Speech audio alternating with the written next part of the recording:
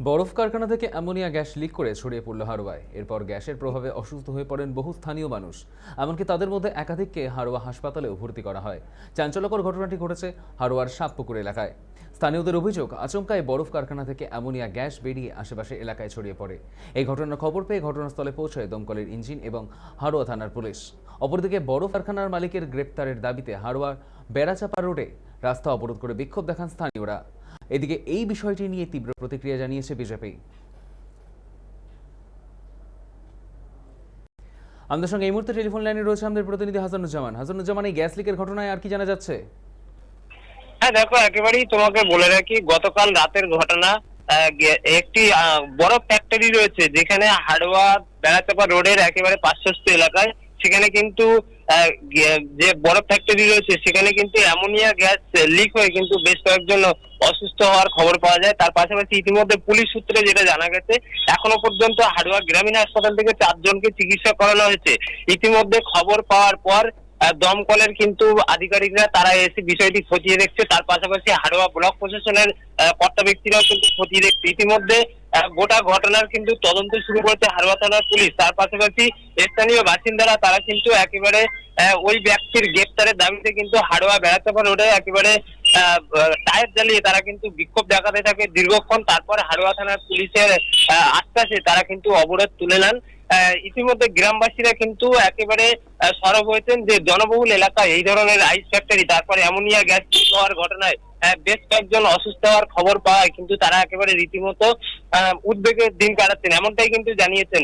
তার পাশাপাশি দমকলের আধিকারিক এবং হাড়োয়া থানার পুলিশ এবং হাড়োয়া ব্লক প্রশাসনের কর্তারা কিন্তু ইতিমধ্যে গোটা ঘটনার পূর্ণাঙ্গ তদন্ত শুরু করেছে।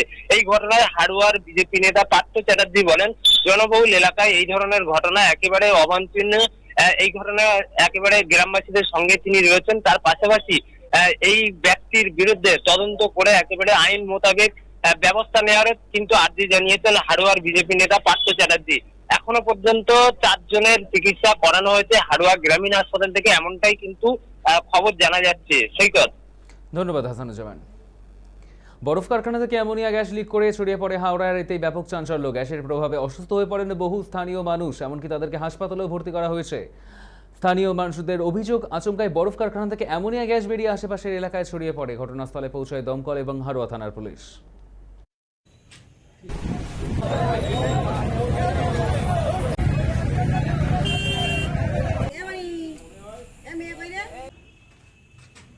আমাদের যে সাপপুকুরে যে এনএসের যে বরফ কলটা ছিল, ওই বরফ কলের গ্যাসের যে পাইপ, ওই পাইপটা লিক হয়ে যায়, ঠিক আছে। তো আমাদের গ্রাম থেকে সবাই কম বেশি ওদেরকে বলে, তা ওরা কোনো কথা কানে নেয় না, ঠিক আছে। তো আমরা তারপরে ওই মানে বরফ কলের মালিক আসে, তাকে বলা হয়, তা সেও কোনো না, মিস্ত্রি আসছে, আধা ঘন্টা 10 মিনিটের ভেতর ঠিক করছি। এমন তো অবস্থায় আমাদের বড়োবাবু এসছে, থানা থেকে মেজবাবু এসেছিলো এবং গিয়ে সেখানে ওদেরকে বললো যে আমাদের তোমরা শিগগিরই যত তাড়াতাড়ি পারবে মানে এটা ঠিক করার ব্যবস্থা করো। এবং ওরা সময় নেয় যে আমাদের ঘন্টা 2 মতো সময় দেওয়া হোক। আমরা চাইছি যত তাড়াতাড়ি মানে আমরা বরফ কলটা বন্ধ করতে চাই। এই ব্যক্তি তৃণমূলের আমলে শুধুমাত্র এই বরফ কল নয়, বিভিন্ন রকম জমির যেখানে যেখানে জমির ঝামেলা আছে সে সমস্ত জমিগুলোকে তিনি দখল করে, তার তৃণমূলের কতিপয় নেতা আছে যার একদম কাছের লোক বলে পরিচিত এই ব্যক্তি, এবং বেশ কিছু জমি জায়গা তিনি জমি হাঙর যাকে বলা যায়, এই জমিগুলো নিয়ে আত্মসাৎ করেছেন। এবং একেবারে বেআইনি কাজ লোকালয়ের মধ্যে এই যে বরফ কল, এই বরফ কল ইনি করে রেখেছেন এবং সেখানে কোনো মেনটেনেন্স নেই, সেখানে কোনো মেনটেনেন্স ছিল না। আমার আশ্চর্য লাগছে পঞ্চায়েত কিভাবে ছাড়পত্র দিয়েছে এবং এই যে সংশ্লিষ্ট যে বিভিন্ন দপ্তর আছে কি করে এগুলো ছাড়পত্র দিয়েছে।